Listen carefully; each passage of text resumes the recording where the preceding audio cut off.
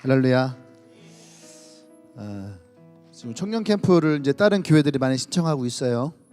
근데 우리 교회가 조금 적은 것 같아요. 풀타임으로 다 참석하시는 분들이 조금 적은 것 같아서 저는 좀 마음이 조금 아픈데 참석하시는 분들은 같이 좀 참석해서 하면 좋을 것 같습니다. 아마 되게 좋은 시간 될 거예요. 그죠? 예전에 그런 기억 있잖아요. 예전에 이렇게 여러분들은 없으려나? 이렇게 텐트 치고 수련회, 여름에 텐트 치고 수련회 하기도 했었는데 밤에 기타 하나 가지고 찬양하면서 막 뛰면서 찬양하기도 하고, 또 시간 가는 줄 모르고 막 같이 기도 잘하지도 못하는데 같이 막 부둥켜 안고 기도하고 그렇게 했던 기억들, 그런 기억들이 지금 이 시대에 와서는요 많이 없어요. 어쩌면 이것도 아날로그 감성일지 모르겠는데 디지털 감성이 꼭 좋은 건 아닌 것 같아요. 세련되게 기도하고, 그죠? 멋있게 기도하고, 좋은 의자에 앉아서 기도하고, 그런 것만이 좋은 건 아닌 것 같아요. 딱딱한 바닥에 무릎을 꿇기도 하고, 또 밤새도록 기도할 수 있는 그런 시간들. 그래서 이번에 수련회는, 저는 항상 수련회 그런 컨셉이거든요. 낮에는 놀고 밤에는 기도하고, 그런 시간들. 이번 캠프 그런 시간 됐으면 좋겠고, 다른 교회들은 굉장히 많이 기대하고 와요. 왜냐면 일반 캠프들은 막 여기저기서 강사들 불러다가 특강하고 뭐 또 말씀 집회하고 여기는 일단은 강사는 고정이에요. 제가 다 하기 때문에 강사는 고정이고, 그 특강은 없어요. 듣는다고 나아질 것 같았으면 한국교회 다 나아졌지요. 근데 그게 아니라 정말로 교회를 함께 서가고 청년들과 유스들이 정말로 이렇게 신앙적으로 살아나는 것은 그들 안에 가지고 있는 하나님에 대한 기억과 추억이에요. 또 교회가 함께 했을 때에 가졌던 기쁨과 즐거움. 그래서 이번 컨셉은 그런 컨셉이에요. 근데 다른 분들도 얘기를 하니까 우리에게 그런 것이 정말 필요한 것 같다고. 그리고 그 함께 할 수 있는 게 일반 캠프에는 없어요. 그냥 우리 교회 니네 교회 이렇게 다 나눠서, 또 교사들은 저 뒤에서 학생들은 앞에서 이런 건데, 여기는 모든 교회가 섞어서 다 조를 짜고 그 조별로 같이 이렇게 할 수 있는 것들 한번 기대해 보시기 바랍니다. 자, 우리 말씀입니다. 누가복음 1장 1절에서 11절 말씀이에요.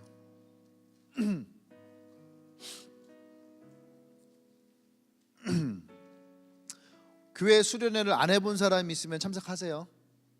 알죠? 휴가 내서라도 참석하세요. 그게 여러분들에게 더 좋을 것 같습니다.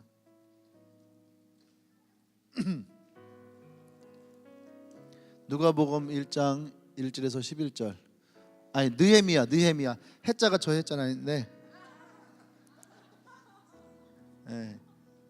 느헤미야가 아니라 느헤미야.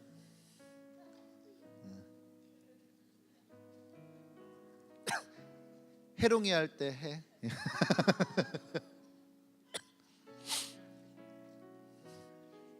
자, 제가 한 절 여러분이 들어가면서 있습니다. 하갈의 아들 느헤미야의 말이라. 아닥사스다 왕 제20년 기스로월에 내가 수산궁에 있는데,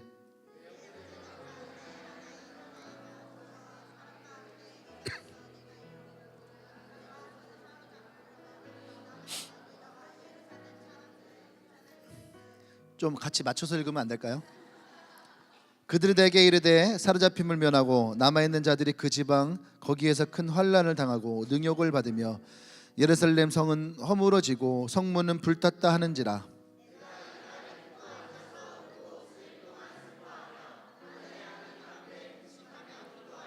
이르되 하늘의 하나님 여호와 크고 두려우신 하나님이여, 주를 사랑하고 주의 계명을 지키는 자에게 언약을 지키시며 긍휼을 베푸시는 주여 간구하나이다.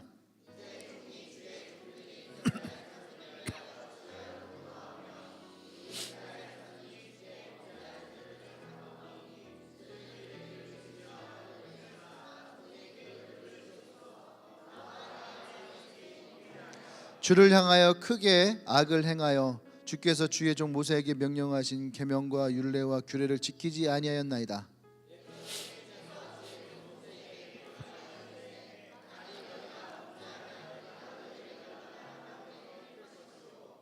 만일 내게로 돌아와 내 계명을 지켜 행하면 너희 쫓긴 자가 하늘 끝에 있을지라도 내가 거기서부터 그들을 모아 내 이름을 두렵고 택한 곳을 돌아오게 하리라 하신 말씀을 이제 청하건대 기억하옵소서.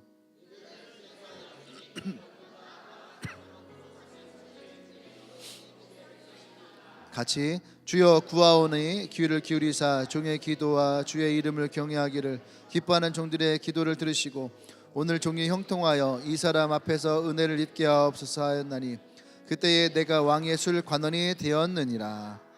아멘. 할렐루야. 말씀 좀 읽어볼까요? 시작. 네, 하나님의 역사를 이루는 사람. 네. 저는 이 설교를 준비하면서 개인적으로 느헤미야가 너무 좋았어요. 너무 많이 도전이 되고. 우리 교회도 이런 느헤미야 같은 사람이 있으면 참 좋겠다. 뭔지 잘 모르겠지만 옆 사람에게 그렇게 얘기할까요? 당신이 느헤미야였으면 나는 참 좋겠어요. 할렐루야. 예. 난 여러분이 다 느헤미야였으면 좋겠다는 생각이 들어요. 예. 왜 느헤미야였으면 좋겠느냐? 결론부터 얘기하면 오늘 제목과 같이 느헤미야는 하나님의 역사를 이룬 사람이라는 거예요. 하나님의 역사를 이룬 사람. 멋있지 않아요? 뭔가 내가 하나님의 역사를 이루는 사람이다 라고 하는 것이 큰 도전이 되기도 하고, 또 뭔가 그 하나님의 인도하심이 함께하는 그런 하나님의 사람이라고 하는 그런 느낌이 가슴에 확 가는 것 같잖아요. 근데 느헤미야는 단지 하나님의 역사를 이룬 것만으로 끝난 것이 아니라 느헤미야는 이스라엘 민족의 자존심을 회복시키고, 아멘. 그리고 우리가 다 아는 것처럼 오늘 성경에 나왔는 그 앞에 이제 3절에 보면은 성이 허물어지고, 예루살렘 성이 허물어지고 성문이 불타고, 그죠? 성벽이 무너지고 했던 이것을 단 52일 만에 완성한 사람이에요. 근데 52일 만에 완성했다는 것이 왜 위대하냐 하면 지난 7, 80년 동안 그 무너진 성벽을 재건하기 위한 수많은 사람들이 노력했지만 성공하지 못했거든요. 근데 이 사람은 52일 만에 이것을 이루었다라는 거예요. 할렐루야. 대단하지 않아요? 예, 어떤 일을 하다 보면은 어떤 사람이 몇 시간을 들여서도 못 찾는 거를 어떤 사람은 와서 단 10분만 해결한 사람들이 있어요. 예? 그런 사람들 보면 참 대단한 거예요. 예. 근데 며칠도 아니고 몇십 년 동안 이루지 못한 것을 단 52일 만에 이룬 사람. 그래서 느헤미야가 참 좋은 것 같아요. 근데 이제 느헤미야가 어떤 사람인지를 이제 여러분과 함께 나눌 텐데, 느헤미야가 어떤 사람인지를 알게 되면 느헤미야가 그렇게 매력적이에요. 그리고 이 느헤미야가 진짜 너무 멋있는 것 같아요. 할렐루야. 자, 그럼 첫 번째 느헤미야가 어떤 사람이냐? 느헤미야는 선지자가 아니었어요. 대부분 성경에 이러한 것을 했던 사람들은요, 대부분 선지자들이었어요. 뭔가 하나님으로부터 택함 받은 사람. 또 두 번째 느헤미야는 예언자도 아니에요. 예. 뭔가 이것을 이루려면은 하나님으로부터 말씀을 받고 또 그것을 예언하고 하는 사람이어야 되는데, 느헤미야는 선지자도 아니고 예언자도 아니었어요. 또 세 번째 느헤미야는 제사장도 아니에요. 그러니까 민족의 사람, 이스라엘 사람들에게 영향력을 미칠 수 있는 그런 위치의 사람이 아니었다라는 거예요. 할렐루야. 또 느헤미야는 우리말로 하면은 성직자 같은 그런 직분을 가진 사람도 아니에요. 네. 그런 사람이 아니에요. 그러니까 느헤미야는 어떤 사람이냐? 느헤미야는 지금 말로 하면요, 느헤미야는 평신도였어요. 옆 사람 보세요. 이렇게 생긴 사람. 그렇게 생긴 사람이에요.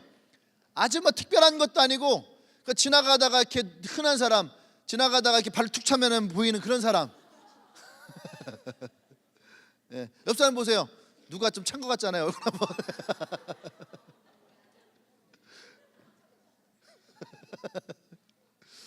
예, 그러니까 너무나도 흔한 사람, 아주 평범한 사람, 어쩌면 이 시대의 평신도와 같은 사람. 또 평신도라도 뭔가 하나님으로부터 택함 받고 쓰임 받는 사람들 있잖아요. 근데 이 느헤미야는요, 그게 평신도인데 그 간증 같은 걸 들으면은 누구든지 하나님이 그 사람을 어떻게 택한 그런 게 있잖아요. 특별한 뭔가 있잖아요. 그 느헤미야는 그런 특별한 계시도 없어요. 하나님으로부터 받은 특별한 계시 하나 없는 사람이에요. 또 느헤미야는 다른 어떠한 리더들이나 지도자들처럼 꿈을 통해서 하나님을 만난 것도 아니야. 성경에 보면 그렇게 주님은 사람들에게 천사를 보내서 꿈에 만나게 하셨는데 느헤미야는 그 흔한 천사도 못 만났어. 그 흔한 천사, 우리도 못 만났지만 그러니까 우리랑 느헤미야는 공통점이 너무너무 많아. 성경에 나오는 그 흔한 천사 하나 보지 못한 그런 사람. 그러니까 하나님으로부터 어떤 특별한 게 없었다라는 얘기예요. 또 느헤미야는 환상을 본 적도 없어요. 그렇잖아요? 사람들은 그냥 제가요 기도하는데 하나님이 저도 어디 가서 이렇게 간증할 때 내가 봤던 환상을 딱 얘기하면요 괜히 어깨가 쑥 올라가요. 니는 이런 거 없지 하면서. 그런데 느헤미야는 이 환상조차도 없는 거예요. 할렐루야. 또 하나, 많은 사람들이 저는요 하나님의 음성을 듣고 얘기하잖아요. 느헤미야는 그렇게 흔한 하나님의 음성조차도 없던 사람이에요. 너 왜 이렇게 하려고 하는데 주님이 제게 이렇게 말씀하셨어요. 제가 기도하는데 주님이 제게 말씀하셨어요. 다 주님이 뭔가를 말씀하셨다라고 사람들은 했는데 느헤미야는 그러나 하나님의 음성조차도 없던 사람이에요. 특별한 것도 없어요. 특별한 계시도 없어요. 특별한 택함도 없어요. 특별한 부르심도 없어요. 그런데 그런 느헤미야가 어떻게 성벽을 재건했을까? 저는요 그게 너무너무 아이러니해요. 그 또 한 가지 느헤미야가 어떤 사람이냐면 요거까지 들어가면 대박이에요. 느헤미야는 586년에 남유다가 멸망을 했어요. 바벨론에게. 721년에 아수르에게 북이스라엘이 멸망을 하고 586년에 남유다도 바벨론에게 멸망을 했어요. 그렇죠? 멸망을 하고 이제 다 끝났다 싶었는데 지금의 이제 이란이죠. 이란, 페르시아, 그때는 메데와 파사가 합쳐서 메데파사라는 이름을 가지고 이제 바벨론이 멸망을 해요. 이해되죠? 예, 바벨론이 멸망을 합니다. 그렇게 또 시간이 흘러가는 거예요. 근데 이 느헤미야의 아버지는 바벨론 포로 시기에 포로로 잡혀갔던 사람이에요. 우리말로 하면은 일제강점기에 일본으로 잡혀갔던 사람, 일제강점기에 러시아로 끌려갔던 사람들. 그래서 그 사람들을 고려인이라 부르잖아요. 고려인. 한국 사람이 아니에요. 그들은 고려인이야. 그러니까 이 느헤미야는 우리말로 하면요 제1교포 2세. 문화도 태어난 것도 일본, 문화도 일본, 언어도 일본, 그죠? 생활하는 모든 것이 다 일본인데 조센징이라고 하는 거예요. 지금 느헤미야도 마찬가지예요. 느헤미야도 예루살렘에는 와본 적도 없는 사람이에요. 근데 아버지가 끌려가서 거기에서 태어나고 거기에서 자라고 거기에 교육을 받고 거기에 생활 문화를 가지고 거기서 살았어요. 그런 그가 이 예루살렘을 위해서 마음 아파하고 눈물을 흘리고 하나님의 사명을 붙들고 50일 만에 자기의 편한 그곳을 떠나서 어디로 가요? 예루살렘에 가서 성벽을 재건한 사람이에요. 야, 대단하지 않아요? 예? 대단하지 않아요? 어떻게 느헤미야가 예루살렘을 알고, 어떻게 느헤미야가 이 말씀에 보면 느헤미야가 그 예루살렘에 대한 마음을 가지고 있었을까? 예루살렘에 가본 적도 없는데. 11절 말씀에 보면 뭐라고 써 있냐면은 쭉 뒤에 보면 나와요. 오늘 종이 형통하여. 그러니까 오늘 종이 형통한다는 얘기는 뭐예요? 잘 풀렸다는 얘기예요. 이 사람 앞에 은혜를 입게 하옵소서 하였나니 그때에 내가 왕의 술 관원이 되었느니라. 그러니까 높은 위치까지 올라간 거예요. 높은 위치까지. 이스라엘 사람이 메데파사에 가서 바사 왕국의 높은 자리 공무원이 된 거예요. 고위 공무원. 그죠? 지금도 공무원이면 최고라고 여기는데 이때 당시에도 공무원이면 최고예요. 왕의 술관원의 높은 자리에 있는 근데 뭐라고 하냐면 이것이 하나님의 은혜라는 거예요. 할렐루야. 자신이 이 포로의 시기에 아버지 밑에서 자라서 이 바사왕국에서 성장해서 이 술관이라고 하는 높은 지위까지 올라가게 된 이것이 하나님의 은혜다 얘기하는 거죠. 아멘. 어렸을 때부터 그의 아버지로부터 어떻게 이 느헤미야가 이 이스라엘에 대한 마음을 가졌겠어요? 어릴 때부터 그 아버지가 이스라엘에 대한 이야기를 이 아들에게 했겠죠. 에스겔서 18장 2절에 보면 아버지가 신포도를 먹으면 아들의 이가 시리다 이런 속담이 있어요. 아빠가 신포도를 먹어 그러면 옆에 있는 아들이 아우 이 시려 이런 거예요. 우리 노래 중에 그런 노래 있잖아요. 두만강 푸른 물에 노젓는 뱃사공을 볼 수는 없겠지만 이런 노래가 있잖아요. 그죠? 근데 그 뒤에 가사 뭐예요?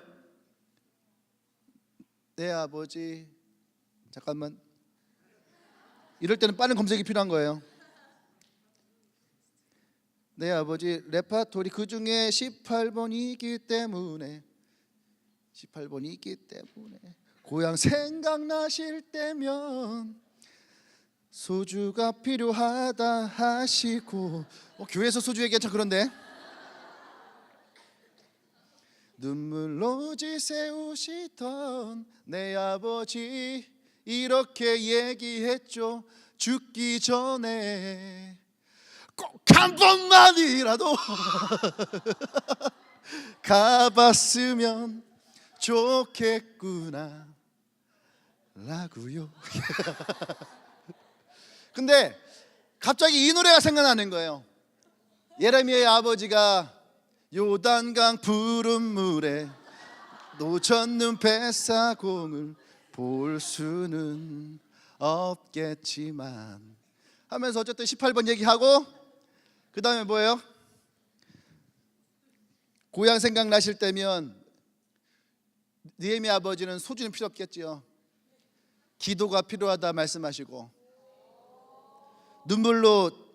눈물로 지새우실 때에 내 아버지 이렇게 얘기했죠. 꼭 한 번만이라도 예루살렘에 가봤으면 좋겠다 라고요. 근데 이게 뭔가 마음에 확 닿는 거예요. 아버지가 매일매일 예루살렘을 그리워하면서 그곳에서 예배하고 그곳에서 하나님을 부르짖고 그곳에서 함께 찬양하고 했던 그때의 모습. 그러니까 이 아버지는요 항상 예루살렘이 생각날 때마다 그 아들이 보는 그 자리에서 기도하는 거예요. 예루살렘에서 기도하고 그 하나님이 이스라엘 민족을 회복시킬 것을 기도하고 바벨론의 포로를 끌려갔던 많은 사람들이 대부분 다 이랬어요. 이들이 모여서 찬양을 하고 예배할 때면 바벨론의 군사들이 뒤에서 이들을 조롱하죠. 너희의 그 하나님이 지금은 어디 있느냐? 너희 하나님이 그렇게 위대한데 지금 너희들은 어디에 있는 거냐? 지금 그 뭐예요? 바벨론의 포로 생활하고 있는 모습. 이게 너희들의 현실이라는 거예요. 그들이 그렇게 조롱할 때에 그때의 바벨론 포로의 그 백성들은 그곳에서 눈물로 지새웠다라는 거예요. 눈물로 지새우며 기도하며 하나님 우리가 어느 때까지 이곳에서 있습니까? 우리가 하나님 앞에 번제했던 것을 용서해 주십시오. 우리가 하나님 앞에 예배하지 못한 것을 용서해 주십시오. 그들이 그곳에서 회개를 하며 부르짖으며 다시 예루살렘을 회복시키실 것을 구했던 이 느헤미야의 아버지도 마찬가지라는 거예요. 성경을 보십시오. 6절 보면 이제 주의 종들인 이스라엘을 자손을 위하여 주야로 기도하오니, 이 아들과 아버지가 이스라엘을 위해서 주야로 기도했던 모습, 우리 이스라엘 자손이 주께 범죄한 죄들을 자복하오니, 이들이 범죄한 게 아니에요. 이들이 범죄한 것이 아니라 이스라엘이 하나님께 범죄했던 그 모습을 오늘 이들이 바사왕국에서 회개하고 있는 거예요. 민족을 위해서, 나라를 위해서, 무너진 성벽과 무너진 성전을 위해서 이들이 자복하면서 기도합니다. 주의 귀를 기르시고 눈을 여시사 종의 기도를 들으십시오. 나와 내 아버지 집이 범죄하여 주를 향하여 크게 악을 행하여 주께서 주의 종 모세에게 명하신 계명과 율례와 규례를 지키지 아니했습니다. 그 주님, 이러면은 주님이 우리를 각 나라로 다 흩으실 것이라 했던 것 맞습니다. 그런데 주님, 이제 다시 주님이 기억하십시오. 주님이 뭐라고 말씀하셨습니까? 우리가 그것을 회개하고 돌이키고 아버지께 돌아올 때에 하나님은 땅 끝에 있을지라도 내가 그들을 다 불러올 것이다. 하나님, 오늘 그 말씀을 이루어 주십시오. 이것이 느헤미야가 갖고 있는 마음이에요. 얼마나 그 마음에 사람이 있을까? 이 사람은 특별한 사람도 아니었고 음성을 들은 것도 아니고 계시를 받은 것도 아니고 단지 그 마음에 하나님을 사랑하고 민족을 사랑하고 예배를 사랑하는 그 마음 하나로 이 느헤미야는 예루살렘의 성전을 회복하는 사명을 마음에 품은 거예요. 그 마음 하나를 품고 오늘 그 자신과 그 자신의 집안이 이스라엘과 그 민족을 위해서 회개하고 눈물을 흘리고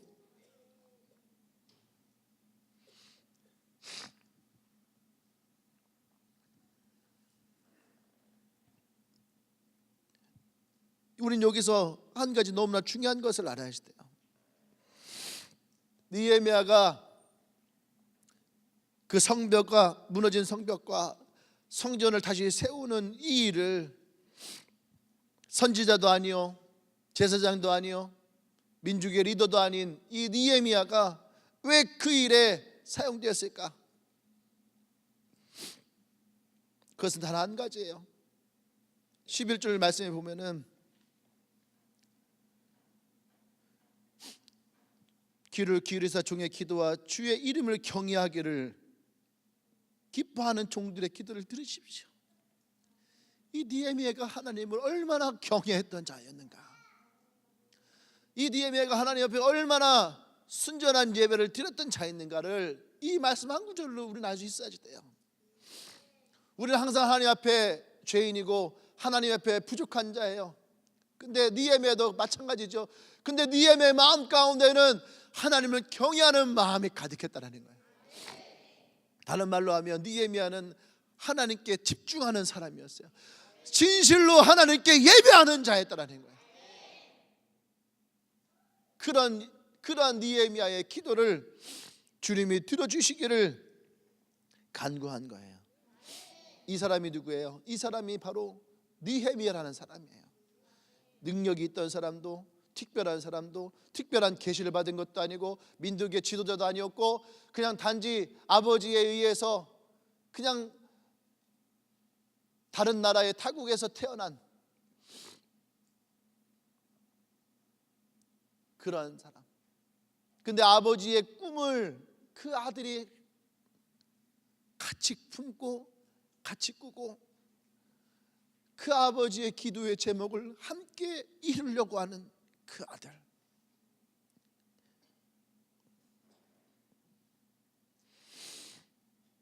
그게 바로 오늘 우리가 보고 있는 느헤미야예요.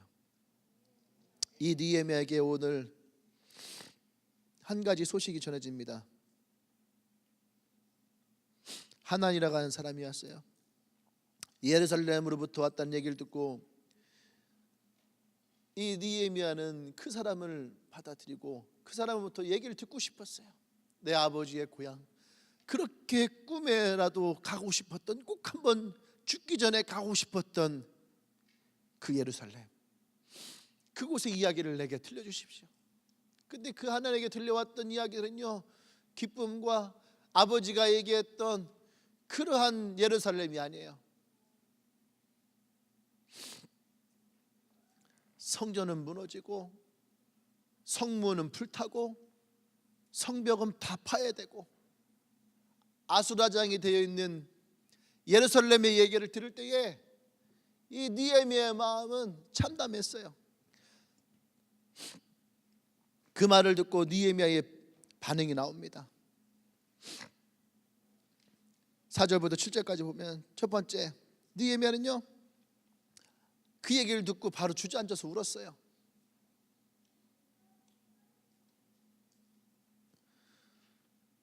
얼마나 마음이 아팠으면 그게 찾아온 것은 눈물이었다는 거예요. 두 번째는 수일 동안 슬퍼했다는 거예요. 어디에서요? 하나님 앞에서. 아버지가 그렇게 슬퍼하며 눈물 흘렸던 그것대로 이 아들도 하나님 앞에서 눈물을 흘리면서 슬퍼했다는 거예요. 세 번째는 그 아들이 할 수 있는 게 뭐예요? 금식하고 기도하는 거였다는 거예요. 네 번째는 부르짖어 기도했다는 거예요. 그것이 바로 느헤미야예요.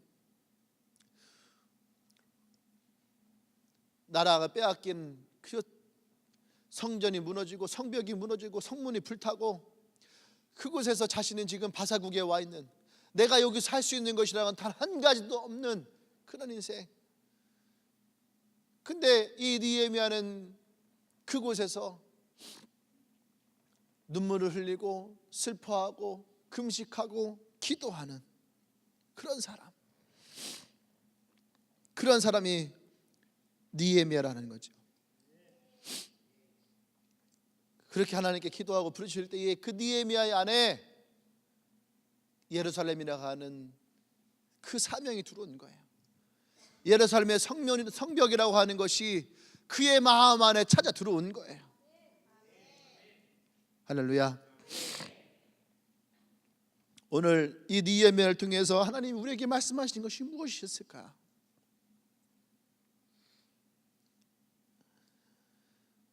지금의 한국교회에 이런 느헤미야 같은 사람들이 필요한 거예요.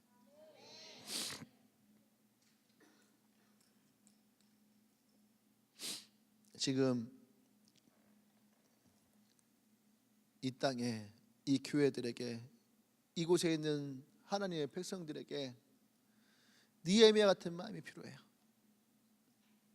한국교회에 눈물이 말라가고 있어요. 기도를 해도 눈물로 기도한 사람이 없고 점점 기도에 눈물이 말라지고 있어요. 영혼을 위해서 부르짖는 사람들이 적어지고 있어요. 느헤미야는 눈물로 기도하고 부르짖고 예루살렘을 위하여 기도할 때에 진짜 눈물이 피눈물처럼 나오는, 여러분, 이 시대의 겟세마네 기도가 우리에게도 필요하다는 거예요. 우리가 영혼을 위해서 기도할 때 내 눈물이 핏물과 같이 변하는 그러한 간절한 기도를 우리가 원치 할 수 있어요. 이 땅에 많은 교회들이 무너지고 있고 점점 교회는 약해지고 있는데, 이것을 위해서 눈물 흘리며 기도하고 있는 사람들이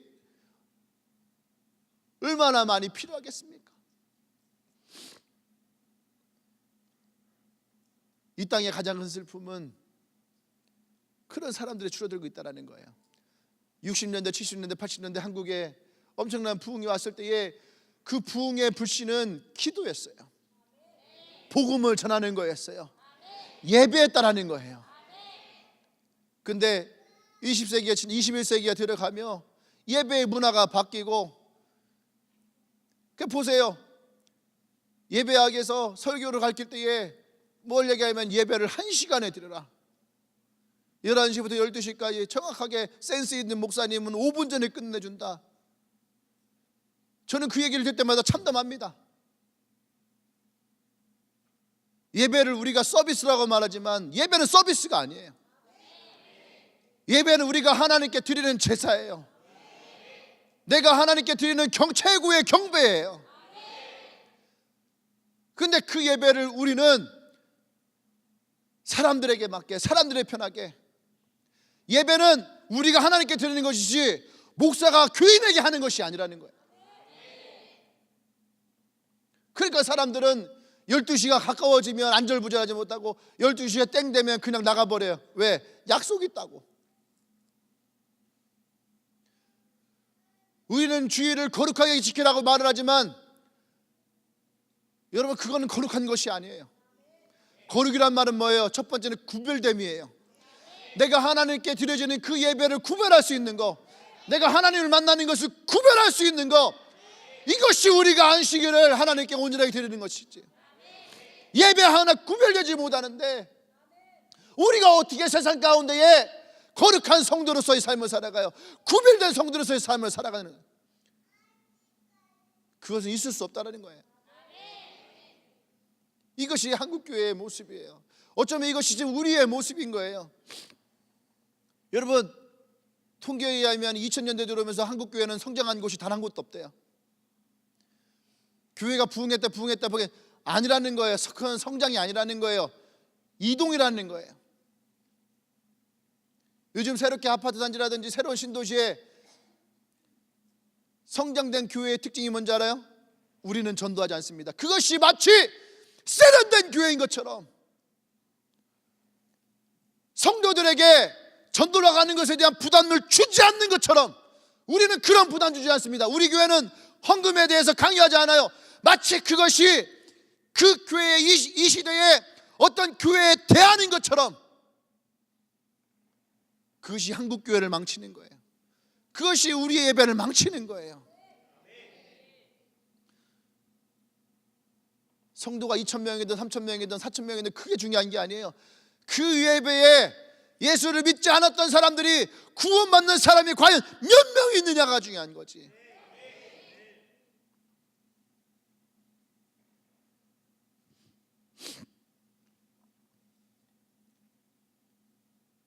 여러분, 교회가 감소하는 데는요, 분명한 이유가 있는 거예요. 어디 얘기 보니까 매년 30-40만 명씩 교인이 빠져나간대. 돌아가시는 분들 계시고 교회가 싫어서 떠나가는 사람들도 있고. 근데 새로운 사람들이 들어오는 숫자는 없는 거예요.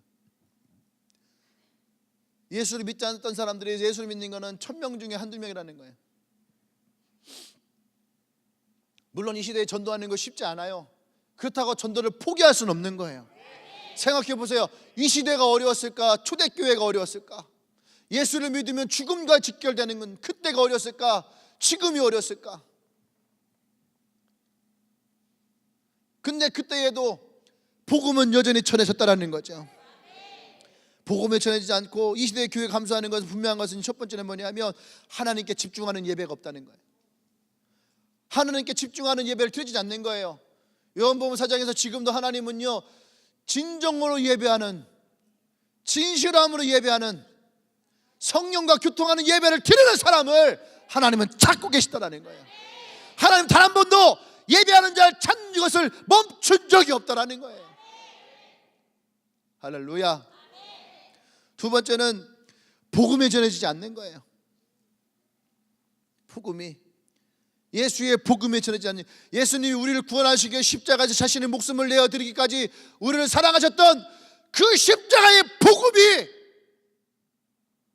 전해지지 않는 거예요. 그 복음이 전해지지 않으니까 당연히 교회는 무너질 수밖에 없어요. 교회는 예수님의 십자가의 복음 위에서 세워진, 반석 위에 세워진, 예수 그리스도 위에 세워진 교회인데, 예수 그리스도가 사라지고 우리 교회에 문화센터가 있고 우리 교회에 여러 가지 다양한 그런 것이 있다. 그것이 복음을 전하는 것이 아니라는 거예요. 복음을 전하지 않는 곳의 특징이 뭔지 알아요? 그 교회들마다 무슨 동아리 같은 모임들이 활성화되어 있어요. 동아리 모임들이. 교회는 동아리 모임이 아니에요. 교회는 친목단체 모임이 아니라는 거예요. 근데 마치 그런 사람들을 위해서 교회 안에 볼링 동호회, 교회 안에 무슨 동호회, 무슨 문화센터, 그거 아니에요. 교회는 예수님의 십자가의 복음으로 세워진 거예요. 그것이 없다 해서 교회가 무너지는 것이 아니고, 그것이 있다 해서 교회가 성장되는 것은 아니에요. 그것이 전도를 하는 데에 활용이 되면 물론 맞는 말이에요. 하지만 교회가 그 본질을 잃어버린다면 그건 잘못된 거예요.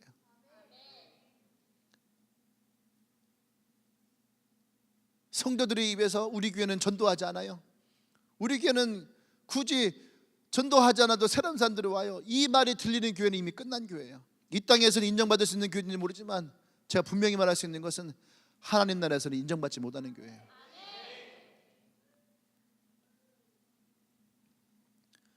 21세기 스타일이 틀리고 20세기 스타일이 틀리고 서울 스타일이 틀리고 강남 스타일이 틀리고 대전 스타일이 틀리고 다 틀리지 뭐지만 하나님 스타일은 똑같아요.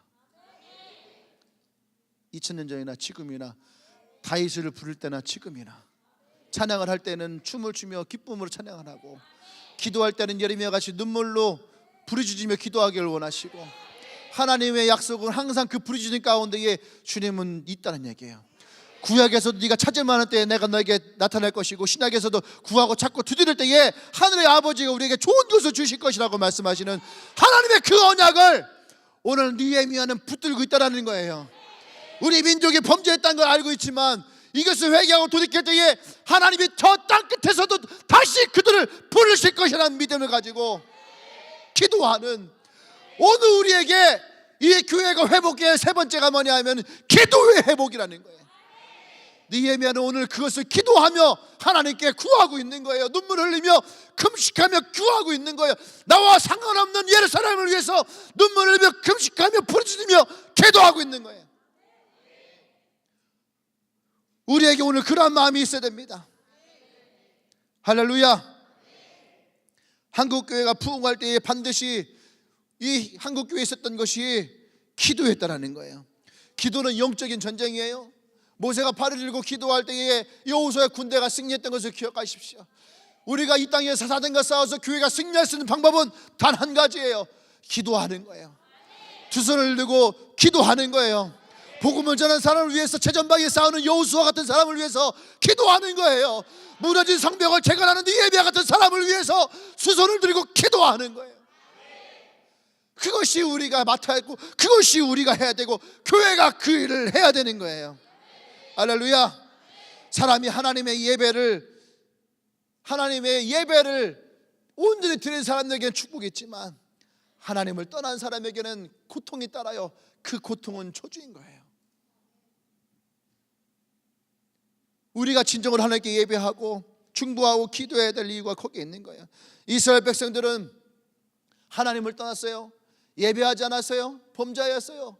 나라가 망하고 70년의 포로의 생활을 하고, 그런데 오늘 이 예배가 무슨 말합니까? 예배가 회복될 것입니다.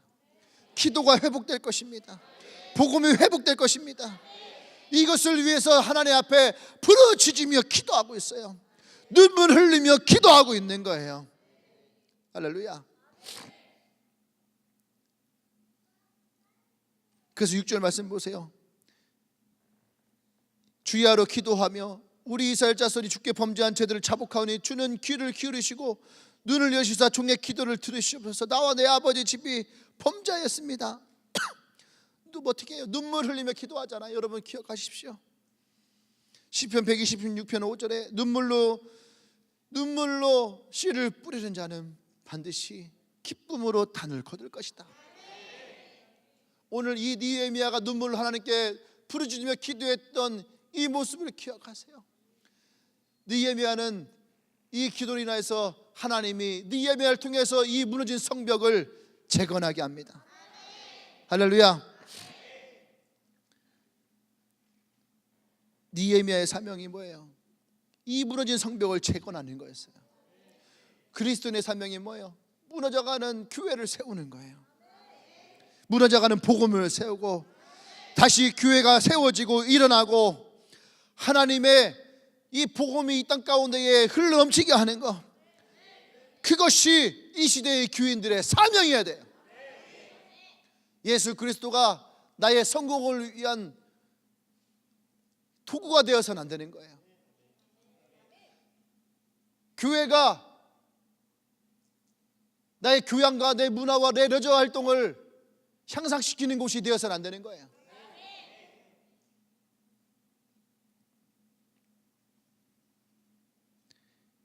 이 느헤미야에게 이런 마음이 있었기 때문에 느헤미야는 그 누구도 이루지 못했던 7, 80년 동안 무너졌던 그 성벽을 단 52일 만에 성공합니다.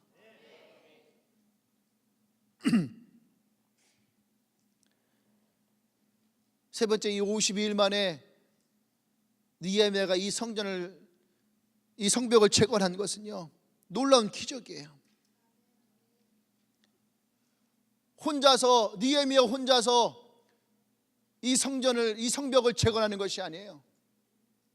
분명한 것은 한 사람이 하나님의 사명을 붙들 때에, 그때에 하나님의 사람들이 그 사람으로 인하여서 일어나는 거예요. 예레미야는 얼마나 처참했어요. 이들이 느헤미야 갔을 때에, 여러분, 우리 이 무너져 있는 성벽을 회복하십시다 할 때에 거기 있던 사람들 중에 누구 하나 느헤미야 말에 귀를 기울였겠어요? 아니에요. 한번 생각해 보세요. 성전은 무너졌어요. 성벽이 무너졌어요. 성문이 불탔어요. 그 얘기는 뭐예요? 이들이 가지고 있던 민족의 자긍심이 깡그리 다 무너져 버린 거예요. 짓밟힌 거예요. 하나님이라고 하는 신이 우리를 보호하고 지킬 것이라 믿었는데 다른 나라가 와서 내 하나님의 집을 다 때려부시고 우리를 보호하고 있던 성을 다 무너뜨려 버리고, 그리고 우리 마을의 터전이었던 성벽을 다 부셔버렸어요. 이들은요, 살 희망이 없어요. 이들이 믿고 있던 신으로부터 버림받은 거예요.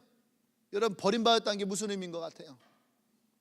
신으로부터 버림받았다니까 별로 느낌이 없죠? 한번 여러분 생각해 보세요. 여러분이 믿는 신이 돈이야. 돈. 따라해서 돈. 여러분의 신이 돈이에요. 근데 그 돈으로부터 여러분들이 버림받았어요. 여러분 수중에 단 한 푼도 돈이 없어요. 그 돈을 벌려고 별짓을 다 해도 돈을 벌 수가 없어요. 지나가는 종이라도 주워서 돈을 벌려고 하는데 그것도 벌 수가 없어요. 여러분들이 아무리 하려고 해도 10원 하나 벌 수가 없어요. 그런 인생이에요. 돈으로부터 버림받은 인생. 돈으로부터 버림받으니까 뭔가 마음속에 찾아드는 마음이 있지 않아요? 돈이 없으면 어떻게 살지? 진짜 내가 돈이 없으면 어떻게 살지? 내가 별짓에서 살 돈이 없어 어떻게 살지? 예루살렘은 그 마음보다 더 처참한 상황이에요. 그것이 신으로부터 버림받은 거예요. 느헤미야가 찾아와서 얘기했어요. 다시 회복하자. 이 성전을 다시 짓고 이 성벽을 다시 재건하자.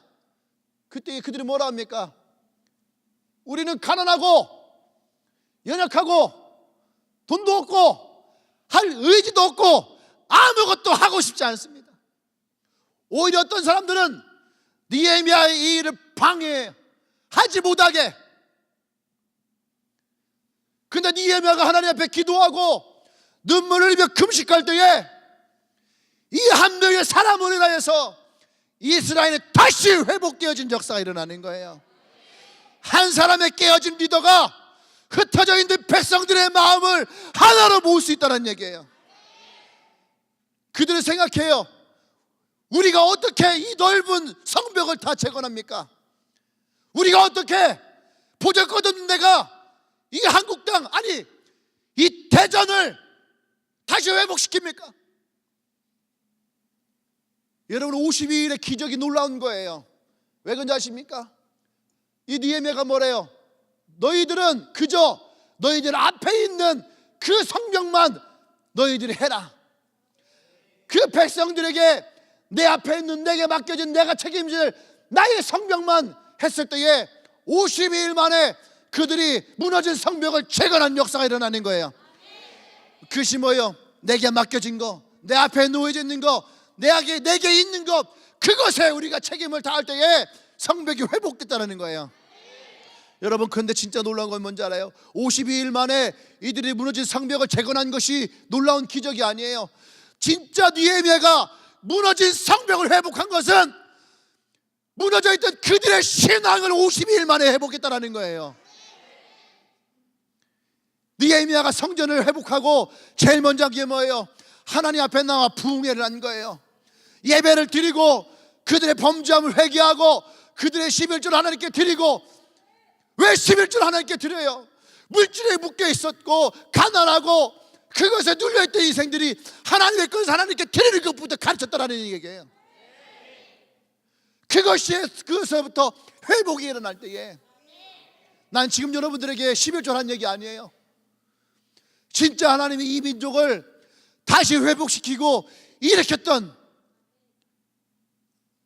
진짜 느헤미야의 놀라운 역사들은 무너져 있던 그들의 예배를 회복했다라는 거예요. 두 번째, 무너져 있던 그들의 마음을 회복시켰다라는 거예요. 무너져 있던 그들의 신앙, 무너져 있던 기도의 삶, 무너져 있던 예배의 삶, 무너져 있던 복음의 삶이 느헤미야 한 사람으로 인하여서 예루살렘 전체에 회복이 일어난 거예요. 이것이 진짜 느헤미야를 하나님이 쓰신 거예요. 하나님은 성전에 계시는 분도 아니고 하나님의 보호는 성벽이 없다 해서 없는 것도 아니에요. 그런데 하나님의 느헤미야를 통해서 진짜 이들에게 하나님이 원하셨던 회복은 하나님을 향한 예배의 회복이 일어나요. 하나님을 향한 부르짖는 기도의 회복이 일어나요. 하나님을 향한 복음의 회복이 일어나요. 이것이 진짜 느헤미야의 위대함이에요. 한 사람의 사명자가 그 민족 전체를 일깨워서 일으키는 놀라운 역사. 여러분, 이것이 우리 한국 땅에 필요하고, 이것이 대전 땅에 필요한 것이고, 이것이 주님의 교회에 필요한 거고, 이것이 여러분의 셀에 필요하고, 이것이 여러분 한 사람에게 필요한 거예요. 이 시대에 하나님이 이런 느헤미야 같은 사람을 필요로 하십니다.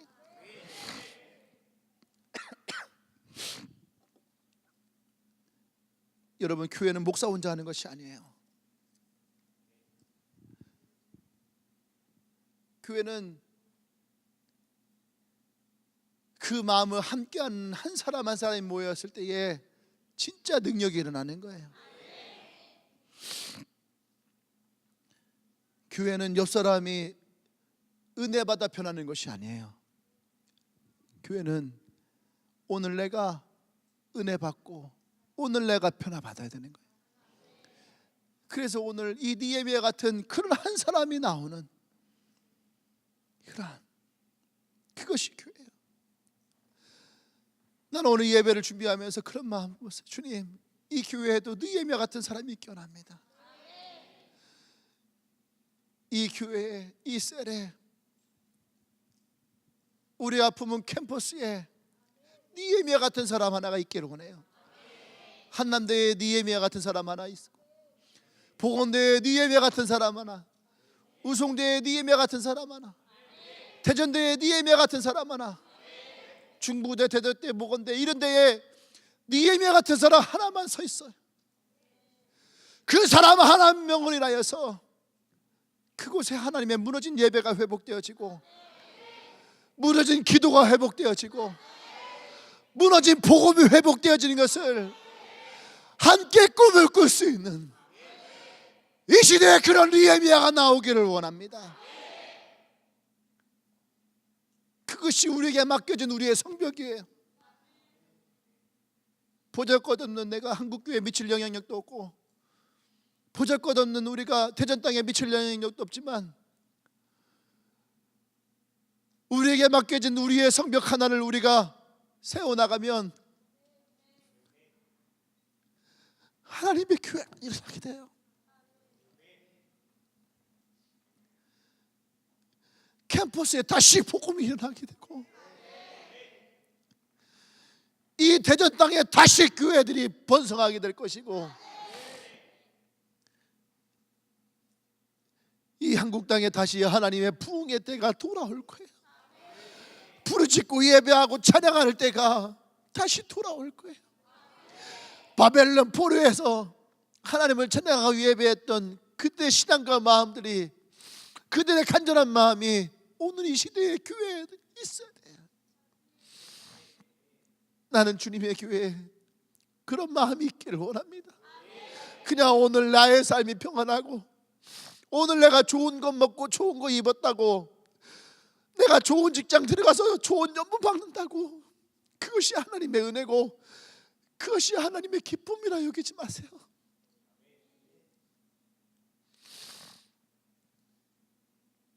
느헤미야는 그거 하나로 만족하지 않았어요. 오늘 내가 이 왕국의 술 관원으로 있는 것이 하나님이 나를 사용하시기 위한 하나님의 은혜가 아닙니까? 에스더와 같이 이때를 위함이 아닙니까?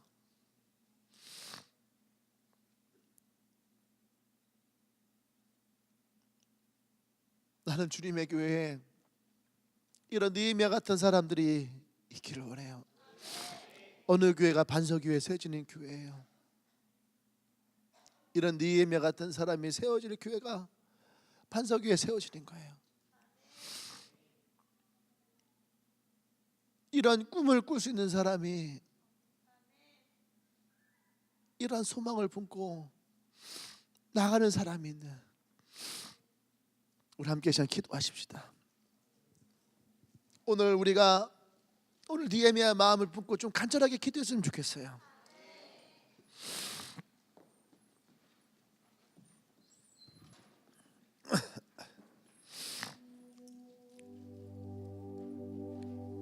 우리가 먼저는 우리의 기도가 허황될 수도 있어요. 아까 얘기했던 것처럼 우리는 보잘것 없고 무명하고 능력도 없고 학벌도 없고 문벌도 없고 없는 건 투성이지만 그래도 기도하십시다. 이 한국의 교회들을 위해서, 대전의 교회를 위해서, 주님의 교회를 위해서, 여러분의 셀을 위해서, 여러분의 캠퍼스를 위해서 우리 안 계신 느헤미야의 마음을 품고 기도하십시다. 무너진 이 땅을 회복시켜 주십시오. 다시 예배가 회복되게 하여 주십시오. 기도가 일어나게 하여 주십시오. 복음이 불타오르게 하여 주시옵소서. 주여 외치고 기도합니다. 주여!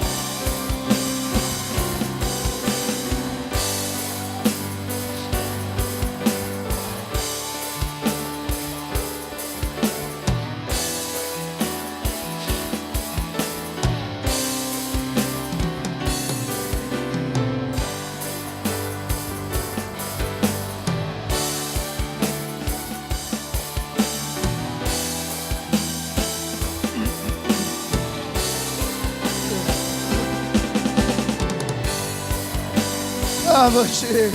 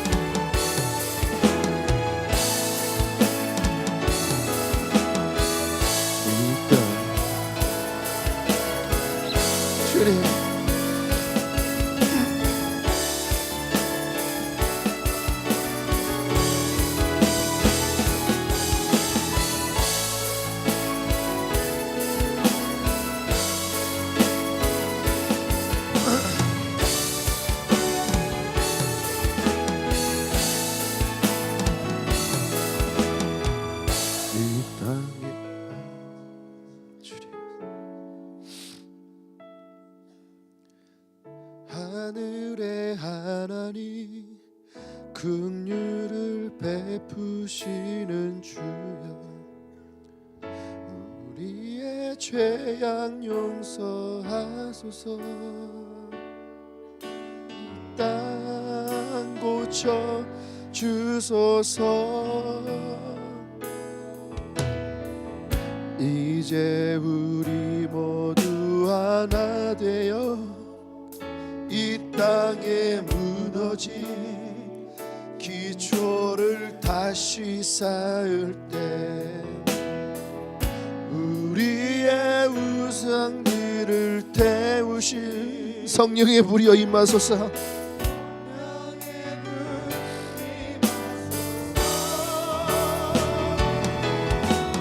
부흥의 불길 타오르게 하소서 진리의 말씀 이 땅 새롭게 하소서 은혜의 강물 흐르게 하소서 성령의 바람 이제 불어와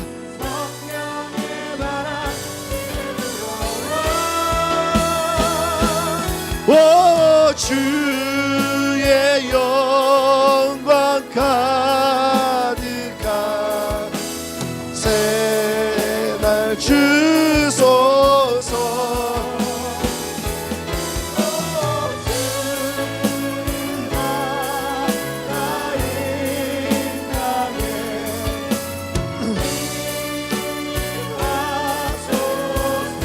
이 땅의 황무함을 보소서 이 땅의 황무함을 보소서 하늘의 하나님 긍휼을 베푸시는 주여 우리의 죄악 용서하소서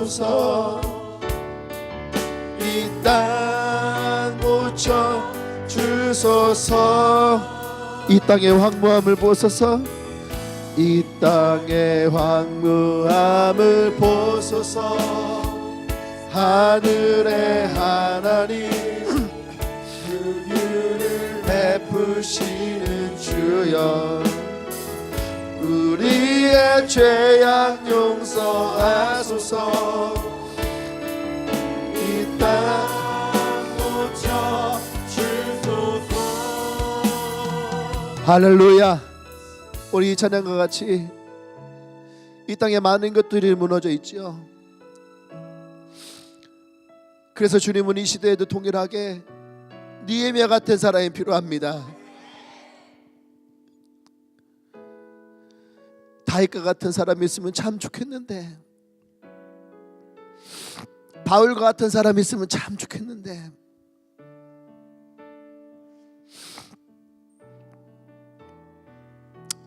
우리에게 그런 사람은 없잖아요. 예레미야 같이 하나님의 환상을 보고 말해줄 수 있는 사람이 있으면 참 좋겠는데, 모세와 같이 지팡이를 내리쳐서 하나님의 기적을 통해서 민족을 일으킬 수 있는 사람이 있으면 참 좋겠는데, 여호수아처럼 하나님께 언약을 받고 하나님이 지시한 곳으로 가면 참 좋겠는데, 우리에게는 그런 사람이 없잖아요. 근데 저는 그래서 느헤미야가 좋아요. 왜냐하면 느헤미야는 눈물로 가슴으로 민족을 품고 예배를 품고 사명을 품고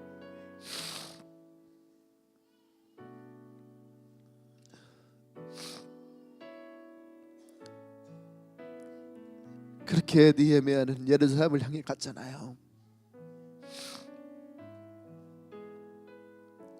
나도 될 수 있고 여러분들도 될 수 있고, 능력이 없어도 계시가 없어도 은사가 없어도 기도하고 예배하고 복음만 있으면 갈 수 있잖아요.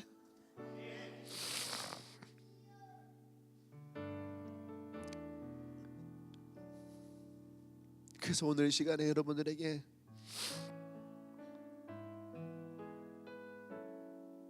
개척하고 한 번도 그런 기도해 본 적이 없는데, 오늘 그런 결단 한번 했으면 좋겠어요. 주님, 내가 느헤미야 같은 사람이 되겠어요. 그냥 나의 셀이 아니라, 그 주님의 교회가 아니라 하나님의 교회를 세워나가는 그 사명에 내가 느헤미야 같이 나가기를 원합니다. 캠퍼스로, 나의 일터로, 또 이 대전 땅에 내가 느헤미야 같은 사람으로 되기를 원합니다. 그런 마음의 결단을 하기 원하시는 분들은 자리에서 일어나십시다. 내가 그런 느헤미야가 되기를 원합니다.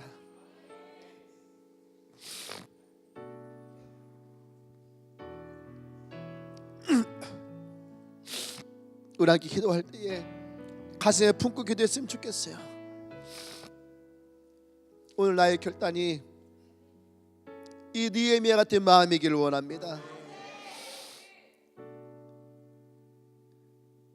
오늘 나의 결단이 나의 욕망과 나의 야망이 아닌 진짜 하나님의 나라와 복음을 위해 내가 결단하기를 원합니다. 주님, 이 시대에 느헤미야 같은 자로 나를 사용하여 주시옵소서. 느헤미야 같은 자로 사용하여 주시옵소서. 나에게도 52일의 기적이 일어나게 하여 주시옵소서. 나의 셀에도 52일의 기적이 일어나게 하여 주시옵소서.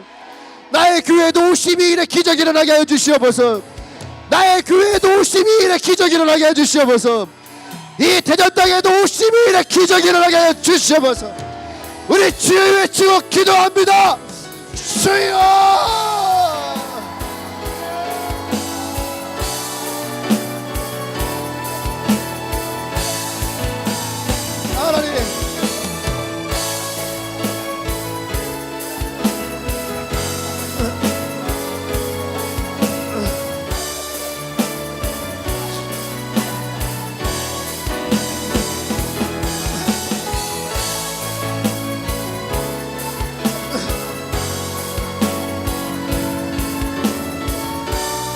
아버지.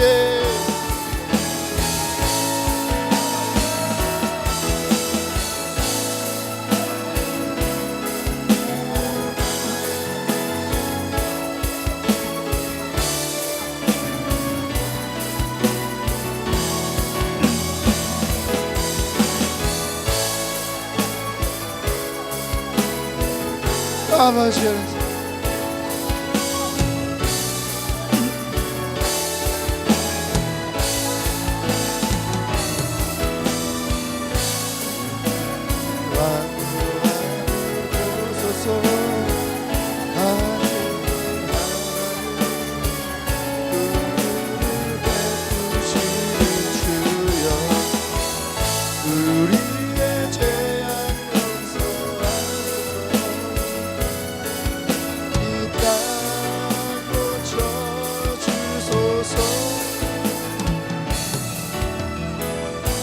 아버지 그렇습니다.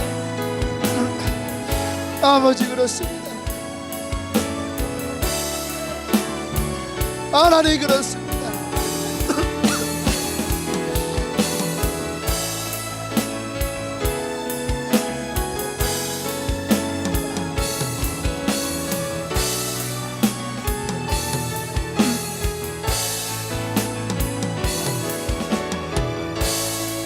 주님,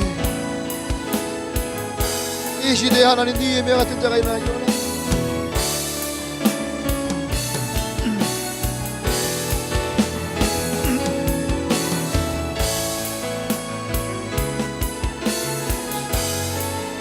아버지 아버지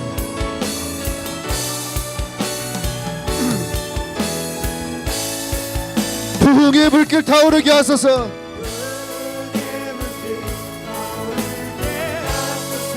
아멘.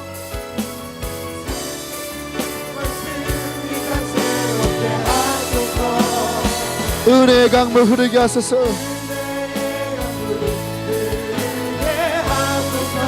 성령의 바람 이제 불어와.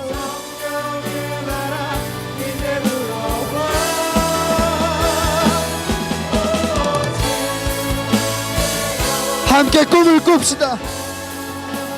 나의 셀에, 나의 교회에, 나의 캠퍼스에, 나의 직장에 성령의 바람이 불어오면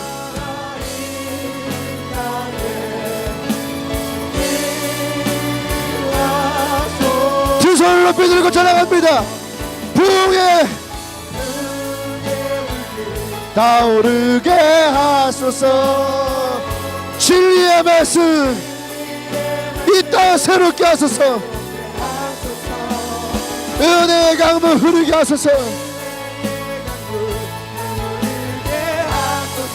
성령의 바람 이제 불어와. 아멘. 오 주님 영광 가득한 새날 주소서. 아멘.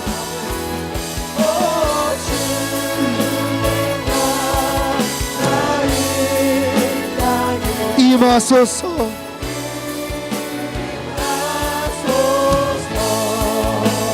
할렐루야.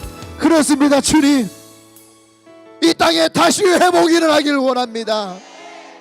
보잘것없는 우리가, 연약한 우리가, 문물도 좋지 않은 우리가, 근데 하나님 우리가 느헤미야 같이 기도를 할 수 있습니다. 뜨거운 예배를 할 수 있습니다. 예수의 십자가의 복음을 갖고 나갈 수 있습니다. 느헤미야 가운데 역사하셨던 주님, 오늘 이곳에 일어나 있는 한 명 한 명의 이 사람 가운데에도 동일하게 임하여 주시옵소서. 느헤미야가 모세에게 하셨던 언약의 말씀대로 우리도 주님 앞에 나갑니다. 누구든지 예수의 이름을 권세를 가진 자들에게 이와 같은 표적이 따르니 가는 곳마다 손 얹고 기도할 때에 병자가 낫게 해주십시오. 예수의 복음이 전해지는 곳마다 그들의 심령이 열리게 하여 주시옵소서. 우리의 발걸음이 닿는 곳마다 하나님의 평안이 임하게 하여 주시옵소서. 이 땅 가운데에 흩어져 있는 믿음의 사람들을 주여 다시 모아 주시옵소서. 할렐루야, 할렐루야. 이제는 우리 주 예수 그리스도의 은혜와 하나님의 크신 사랑과 성령의 교통 역사하심이 오늘 느헤미야와 같이 하나님의 사명을 가슴에 품고 그들의 삶의 자리로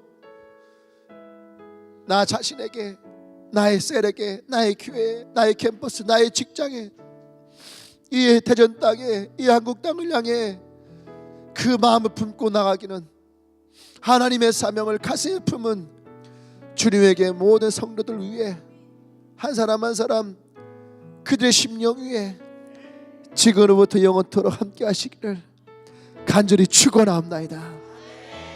아멘.